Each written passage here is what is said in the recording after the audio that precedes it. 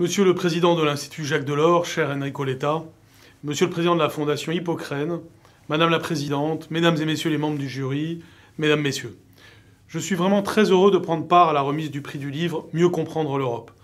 C'est un prix qui est porté par l'Institut Jacques Delors et c'est une bonne raison d'être heureux d'être avec vous. Ce prix récompense depuis 2009 des auteurs qui ont à cœur de faire comprendre l'Europe. Et donc je remercie tous les candidats pour leur engagement, je les félicite chaleureusement et je félicite tout particulièrement le lauréat, François Reinhardt, dont l'ouvrage « Voyage en Europe de Charlemagne à nos jours » a beaucoup à nous apprendre sur notre histoire commune. Grâce à son écriture précise et didactique, bien connue, François Reinhardt nous propose de parcourir l'espace européen à travers le temps. C'est une Europe de la culture qu'il nous est donné de sillonner, point de départ pour comprendre les événements, les évolutions sociales et les débats d'hier et d'aujourd'hui. Je remercie également tous les organisateurs de ce prix. À travers ce concours annuel, vous contribuez à promouvoir la connaissance de l'Europe dans toutes ses dimensions, politiques, économiques, culturelles. Vous contribuez aussi ainsi à la promotion de nos valeurs européennes communes. L'entente entre les peuples, la solidarité et la défense de nos libertés. C'est pour nos élèves donc une grande source d'émulation autour de notre projet européen et pour nos professeurs une manière de l'enseigner à travers la lecture. La liberté est au cœur de ce que nous voulons pour l'Europe et ce livre en est une des illustrations. Cet enseignement de l'Europe est plus que jamais capital.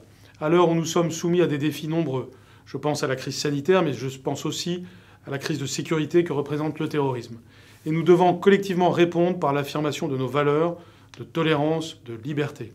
La remise de ce prix s'inscrit aussi dans un calendrier très important pour l'enseignement de l'histoire en Europe. En effet, le 12 novembre dernier, le Conseil des ministres du Conseil de l'Europe a adopté une résolution permettant de créer un observatoire de l'enseignement de l'histoire en Europe.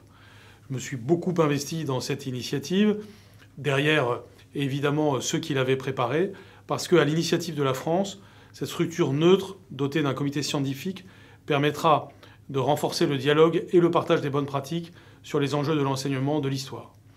Elle nourrira l'éducation à la citoyenneté démocratique de nos élèves et participera au renforcement d'une conscience européenne commune.